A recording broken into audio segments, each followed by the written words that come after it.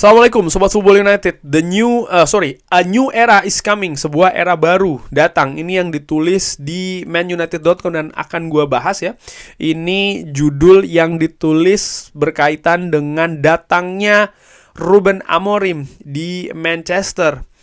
Ruben Amorim datang, Ruud van Nistelrooy cabut ya, dan juga staf kepelatihan yang lain, Rene Hake, Yeletan Rouwelaar, bahkan Erik ten Hag sudah lebih dulu ya kan selesai di Manchester United.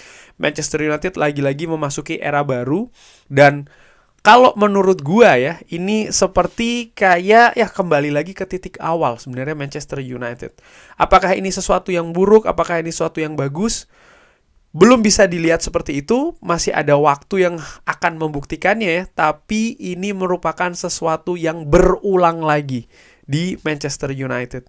Sesuatu yang berulang setiap 2 sekian tahun di Manchester United, tepatnya setelah era dari Sir Alex Ferguson. Manchester United lagi-lagi memulai perjalanannya dengan staf kepelatihan yang baru. Kali ini dengan sistem head coach. Ineos yang masuk dari awal tahun ini sebenarnya tidak cukup aneh menurut gue secara ringan amatiran ketika mereka tidak memiliki kepercayaan yang utuh kepada Erik ten Hag.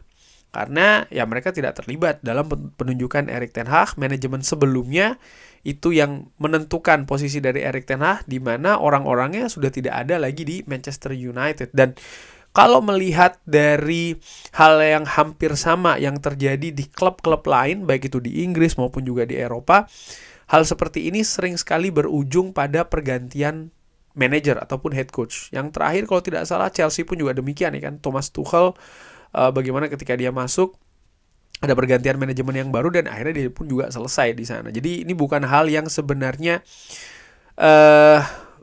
bukan hal yang sebenarnya cukup mengagetkan banget.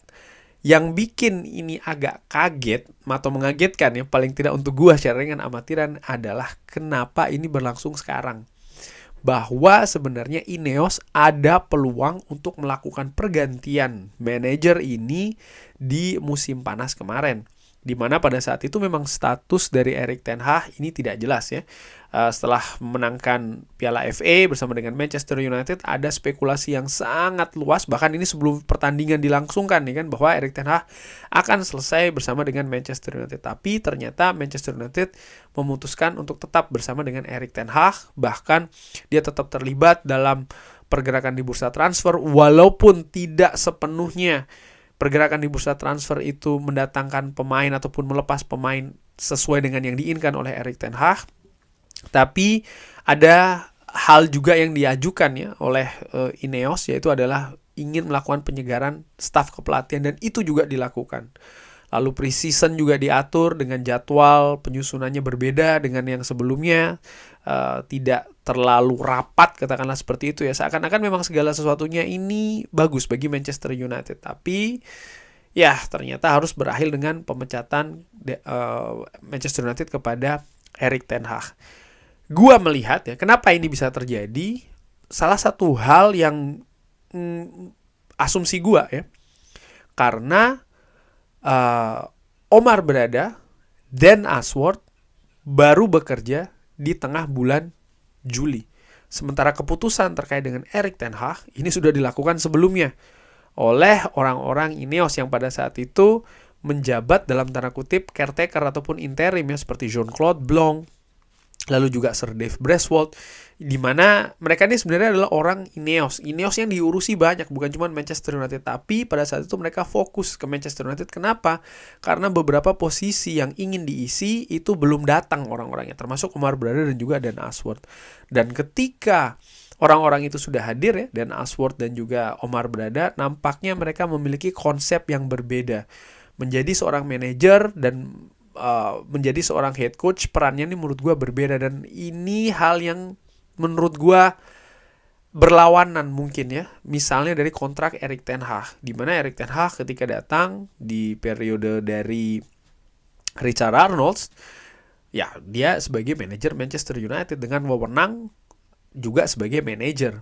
Tapi di bawah Ineos mereka memiliki konsep yang berbeda, dan ini nampaknya tidak tidak cocok ya. Di samping juga kalau kita berbicara terkait dengan permainan, terkait dengan hasil juga tidak seperti yang diinginkan oleh fans, oleh manajemen. Sehingga akhirnya ya Ineos menurut gue juga memiliki alasan yang kuat untuk menyudahi kerjasama dengan Erik ten Hag. Tapi seperti gue katakan tadi dan seperti juga ditulis di manunited.com, ini sebuah era dimulai. Dan kalau menurut gue ini seperti memulai lagi dari awal. Kenapa? Ya, Ineos mereka menunjuk struktur atau membuat struktur manajemen, organisasi, operasional klub terkait dengan sepak bola yang baru. Perubahan banyak sekali dilakukan. Dan sekarang menyentuh juga ke sisi teknis sepak bola di Manchester United. Mereka melakukan pergantian ya dengan skala harganya. Harga ini yang gue maksud kan bukan cuma soal masalah uang saja yang mereka keluarkan untuk kompensasi misalnya, tapi juga bagaimana mereka mengeluarkan investasi pemain-pemain ya di musim panas kemarin. Lalu juga bagaimana harga waktu yang harus mereka bayar juga ya kan, karena ini kan ada kemunduran. Mereka memulai bahkan dari tengah musim, ini bukan sesuatu yang mudah karena ada kemungkinan juga karena Ruben Amorim masuk di tengah musim, di mana Manchester United akan berada di akhir musim nanti. Ini juga menjadi sebuah harga yang harus dibayar oleh Ineos. Misalnya ternyata Manchester United tidak bisa bermain di kompetisi Eropa, maka akan ada konsekuensi-konsekuensi lainnya. Tapi yang jelas menurut gua ini seperti memulai lagi dari awal. Nah, apakah dengan memulai dari awal ini menjadi sesuatu yang jelek? Oh enggak, gue tidak melihat seperti itu. Justru gue melihat ini sebagai sesuatu yang bisa jadi positif, peluangnya besar. Tinggal bagaimana Ineos belajar dari kesalahan-kesalahan yang mereka lakukan sebelumnya, terutama di musim panas kemarin. Oke, sekali lagi alasannya ya orang-orang yang terlibat di keputusan tersebut, orang-orang yang menempati posisi secara sementara. Saat ini sudah ada Dan Ashworth, sudah ada Omar Berada, dan lain-lain ya. Gue harapkan mereka bisa ya mengambil keputusan dengan tepat, juga melihat kira-kira efeknya, dampaknya secara jangka pendek, menengah sampai dengan jangka panjang akan seperti apa. Gue juga harapkan Ruben Amorim ini bisa diberikan support ya. Support pertama menurut gue hal yang bagus, di mana Ruben Amorim disupport untuk bisa membawa staf kepelatihan yang dia inginkan sepenuhnya. Dia juga diberikan keleluasaan untuk menunjuk ya hal itu tanpa ada keraguan, dan menurut gue ini merupakan support yang bagus. Lalu juga yang penting menurut gue ya, bagaimana support misalnya nanti tentang pemain mana saja yang bisa diakomodir dalam sistem permainan yang ingin dikembangkan oleh Ruben Amorim. Apakah pemain yang sudah ada ataupun pemain yang memang harus didatangkan. Gue harapkan ini bisa disupport juga oleh manajemen Manchester United, walaupun mungkin keadaannya tidak begitu suportif dari sisi finansial. Itu bisa saja terjadi. Lalu yang terpenting juga faktor selanjutnya menurut gue yaitu adalah kepercayaan. Penting menurut gue misalnya nanti ada dinamika Manchester United yang naik ataupun juga turun ya, mengingat Ruben Amorim ini masuk di tengah musim, khususnya untuk musim ini manajemen Manchester United bisa memberikan support dan juga kesabaran sih, tetap dukungan ya kepada Ruben Amorim, karena ya nampak sekali dia membutuhkan juga yang namanya waktu serta proses. Itu sih menurut gue. Jadi sekali lagi ini menurut gue roda berputar lagi dari nol ya. Cuman gue juga berharap dengan apa yang terjadi dengan David Moyes, apa yang terjadi dengan Louis van Gaal, apa yang terjadi dengan Jose Mourinho, apa yang terjadi dengan Ole Gunnar Solskjaer dan juga Erik ten Hag, Ruben Amorim, manajer nomor 6 secara permanen ataupun head coach secara permanen nomor 6 yang didatangkan Manchester United setelah era dari Sir Alex Ferguson ini bisa lebih baik lagi. Karena semua fans termasuk gue tentu saja kita juga ingin ya supaya Manchester United ini bisa kembali ke masa jayanya. Namun tetap semuanya ini juga butuh yang namanya proses. Kenapa? Ya karena kita mulai lagi dari titik awal. Kurang lebih seperti itu. Bagaimana menurut Sobat Football United? Silahkan drop di kolom komen.